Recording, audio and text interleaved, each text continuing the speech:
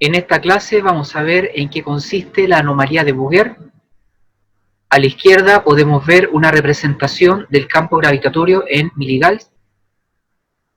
De color azul están los mínimos y de color rojo están los máximos de la anomalía. Y a la derecha podemos ver una imagen de Pierre Bouguer, un científico del siglo XVIII, cuyas investigaciones contribuyeron a mejorar la comprensión del campo gravitatorio.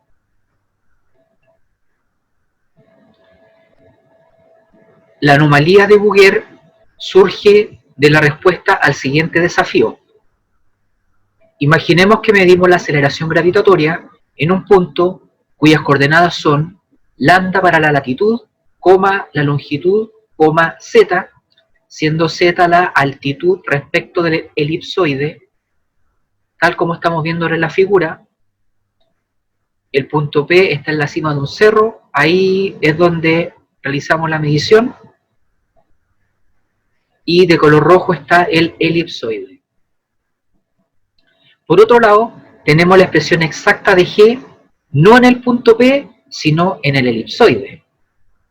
Esta es la expresión exacta. Depende de lambda, depende de la latitud.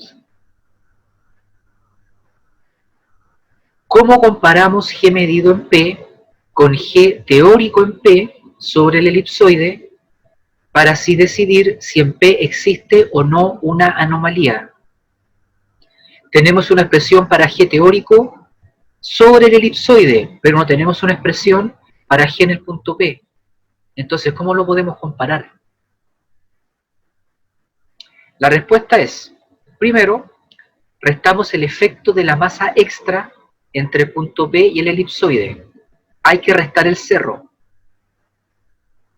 Al hacer eso, P queda flotando, queda a la altitud Z.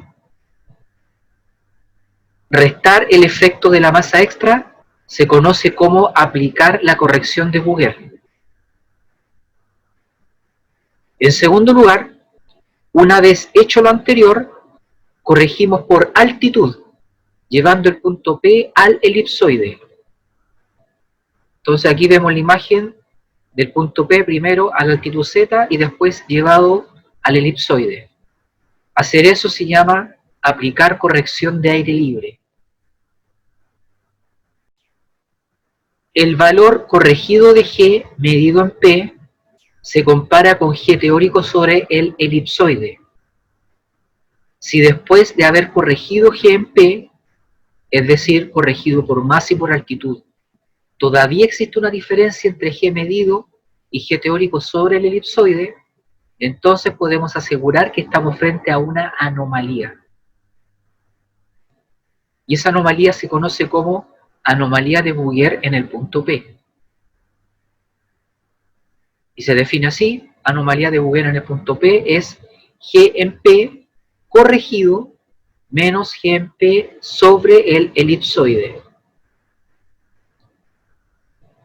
G en P corregido es G medido en P menos la corrección por altitud y menos la corrección por masa.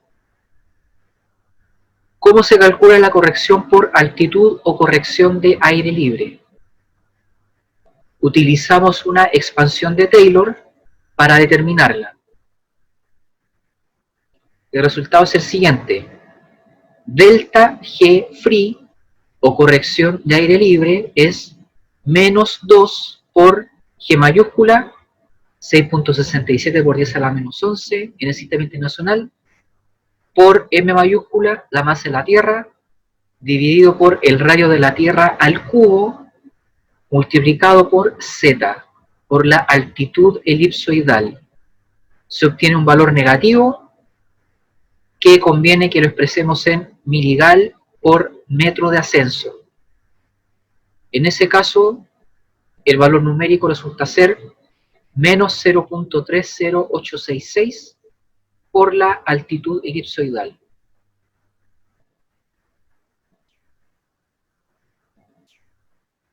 Ahora veremos cómo realizar la corrección por masa o corrección de Bouguer.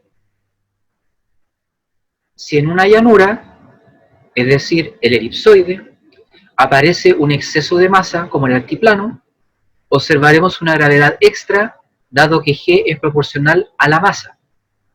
Al aplicar la ley de Gauss gravitatoria sobre un exceso de masa, obtendremos la corrección de Bouguer, siendo igual a delta G de Bouguer es 2pi por G mayúscula, la constante de gravitación universal, por la densidad de la Tierra en ese sector, por la altitud elipsoidal.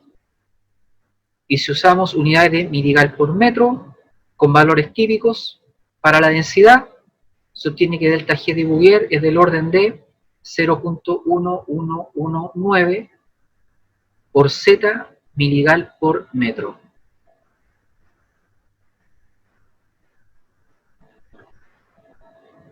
Luego, la anomalía de Bouguer en el punto P va a ser igual a G en P corregido menos G en P sobre el elipsoide.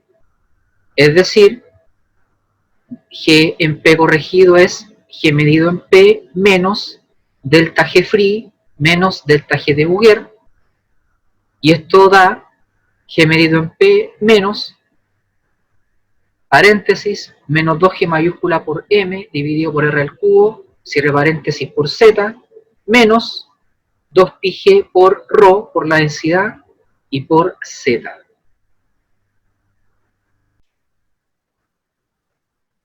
Ahora veremos en qué consiste el tensor gravitatorio. Se sabe que G es un vector tridimensional representado por G en la coordenada 1, G en la coordenada 2, G en la coordenada 3. La coordenada 3 es Z o la vertical. Y, lógicamente, G1 es pequeño, vale casi 0, G2 es pequeño, vale casi 0, mientras que G3 es un valor cercano a 9.8 metros por segundo al cuadrado. Si bien en otras carreras, G1 y G2 se toman por 0, estamos en geomensura, donde nuestra precisión es altísima, así que G1 y G2 no podemos despreciarlos.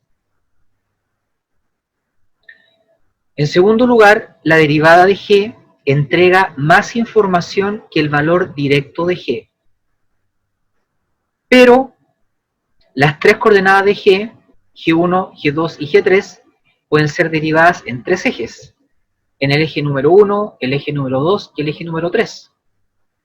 Luego tendremos 9 derivadas o una matriz 3×3 que se conoce como tensor gravitatorio y que estamos viendo ahora. G11, G12, G13 hasta G33, donde G sub ij es la derivada de G sub i respecto del eje X sub j, X1, X2 o X3, que es otra forma de decir X, Y y Z. Obviamente el valor más importante es G3, 3, porque es derivar G vertical o G radial respecto de ese eje, respecto del eje vertical o radial. Entonces, si queremos una representación completa del panorama, una representación tridimensional, tenemos que usar 9 valores que representan las 9 derivadas de G como vector respecto de los tres ejes. Y cabe señalar que existen aparatos que miden el tensor gravitatorio y se llaman gradiómetros. Si quieren saber más sobre estos temas, pueden consultar Geophysics 01 Notes y también pueden consultar geofísica.cl/usach.